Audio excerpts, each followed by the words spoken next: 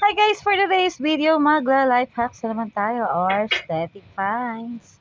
So yun guys, meron naman akong na-order sa Shopee. So sa Shopee yan guys, kasi kung Lazada may pangalang Lazada yan. So ayan.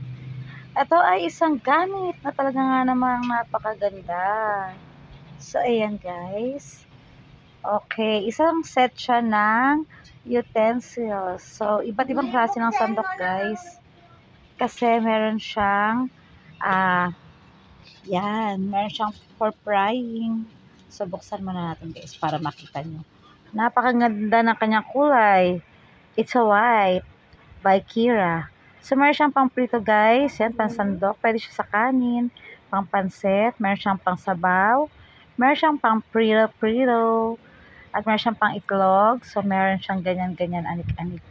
And meron din siyang brush na napakaputi. And parang meron siyang pang ipet at yung pang ano ng itlog, pang pati ng itlog. And meron siyang baso guys. So sa kulay pa lang panalong-panalo na ang Kira. So napakaganda guys. So sa mga katulad na nagluluto, ito yung pinaka the best talaga na dapat na kino-collect natin. Kasi gamit na gamit ko siya sa aking kusina guys. So yun lang. Makukuha niyo siya or mabibili niyo siya sa Shopee or sa Lazada or sa kahit na saan.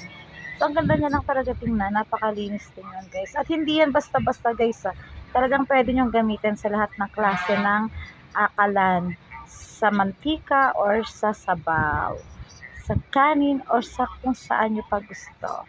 So yun lang guys, bye Kira!